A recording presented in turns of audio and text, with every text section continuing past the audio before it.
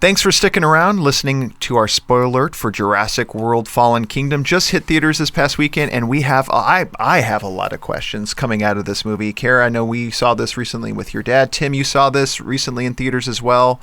You don't seem like you have a lot of questions. I didn't get that sense from the way you were describing it in the recent episode, but any things stand out to you in particular where you were left wondering what the hell was going on? Honestly, no. What? No major plot holes that you had problems with? Because you seem to like this movie not quite a bit. You seemed okay with this. You called it a big dumb movie that knew it was a big dumb movie and was embracing that fact. For me, I didn't quite get the fact that it knew that's what it was. And one thing in particular for me was I just gotta talk about it. The cloning of the daughter. Oh yeah, that was weird. Well, I mean, to me, that's pretty self-evidently setting up Jurassic Park 6 to have a plot about human dinosaur hybrids.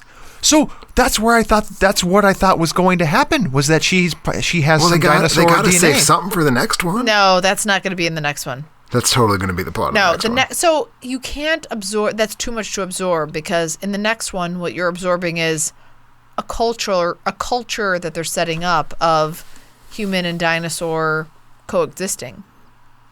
So the reason why I thought mean? that's where I'm with Tim in the sense where I thought that's where they were going to go, because here are the little tips of the hat, right? Okay. She runs across the screen so fast, right? Like remember, like it's like she's introduced looking exactly like the Dilophosaurus that kills Newman in Jurassic Park 1. Yeah, you're right. So I thought that's where they were going to go, and then she just turned out to be to me like just a run of the mill clone, if there is such a thing as a run-of-the-mill clone. But like the fact that she was a clone had nothing to do with that. Like it didn't add to the plot. What it had to do with the plot was at the end so she's a clone, and when it came to the decision to say, hey, are we willing to actually sacrifice humankind to dinosaurs at the expense of killing them?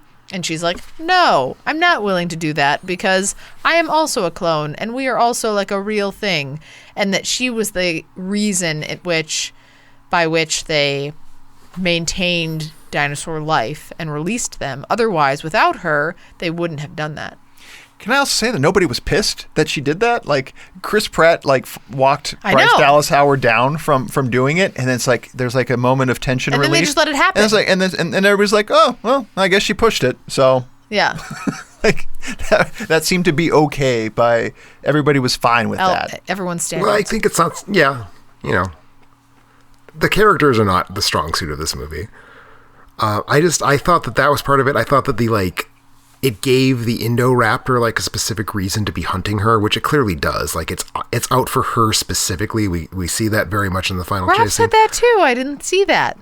Well, like it like ignores Bryce Dallas Howard and Chris Pratt in the diorama scene to attack the little girl. There's also that great shot where like she starts screaming and you can just barely see we see her reflection and you can just barely see the raptor's face like through her reflection, and they sort of blur into each other. Did either of you catch that?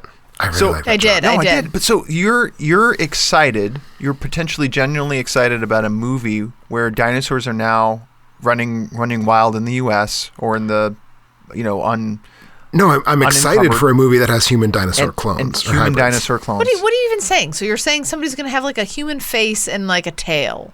I'm not a monster designer. They'll have to do that. But I don't think it's going to happen. I think what this movie really confirmed for me, and Jurassic Park 3 actually already put me on this plot, because Jurassic Park 3 prior to this was the sequel that I actually enjoyed watching the most. I like these movies the best when they're trashiest.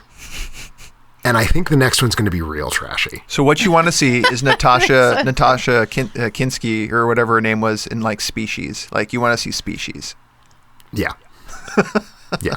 Yes, nice. I do. Natasha Henstridge? Natasha Henstridge, maybe. I don't know. Did you guys notice that they were trying to do a callback from the original Jurassic Park with the food elevator multiple times in this one? Oh, yeah. There's a lot of callbacks, especially to the first one. I think the fact that the last dinosaur we see burning to death on the island, which I thought that was a little bit over the top. I don't think we needed to see the dinosaurs dying in pain.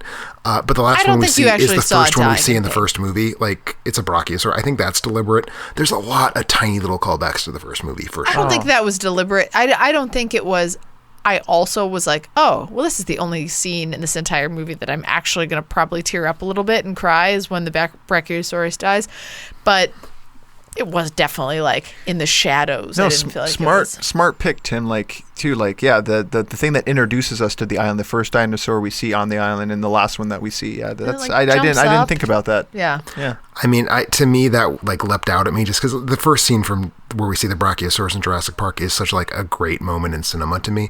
It's hard for me to imagine that the director of a Jurassic Park wasn't at least thinking that that scene existed, but I don't know, maybe I'm overreading it. No, probably not. Probably not. Any thoughts if Chris Pratt, do you think, will come back again? Yeah, I think so. He was the funniest part of this movie for me. Just not funny. He was the funniest part of this movie, I thought though. you said Franklin. Franklin was the second funniest. I don't know. I found Chris Pratt to be a liability. I found all of the human actors to be a liability, pretty much other than Ted Levine, to be perfectly honest. Which one was Ted Levine? He was the asshole hunter who gets the Oh, one in the cage with when the Indoraptor's being love like it, cunning. love it. Such a good scene. Such a good scene.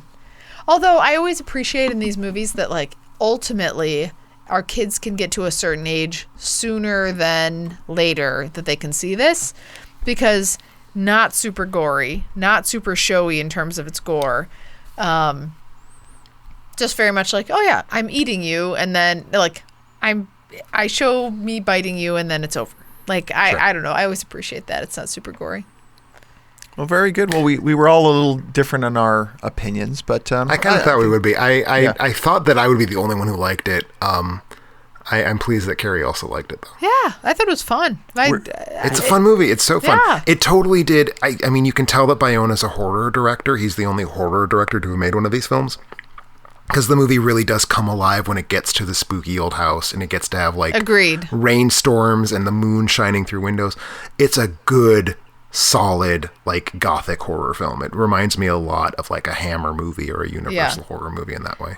The part that I was referencing earlier that I was like, oh, I thought it was ridiculous was when the daughter comes out and she's like, my grandpa is dead. And they're like, okay, hold on. Like, let's go. Like, no one acknowledged the fact that her grandpa had been killed and murdered. And that's good too. Yeah, that's true. that never Big plot became a hole. thing. No, not at all. And she comes out and she's like, oh, and Chris Pratt's like, oh, yeah, let's go. We gotta go. Like, I thought that was so weird that never became a thing. Yeah, no, it's they're being chased by dinosaurs. They don't have time to grieve.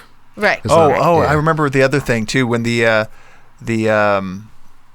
not the housekeeper, but the kind of the lady. Yeah, the nanny. Geraldine Chaplin. Yeah, she's like, yeah, you're not no longer needed. She's like, okay.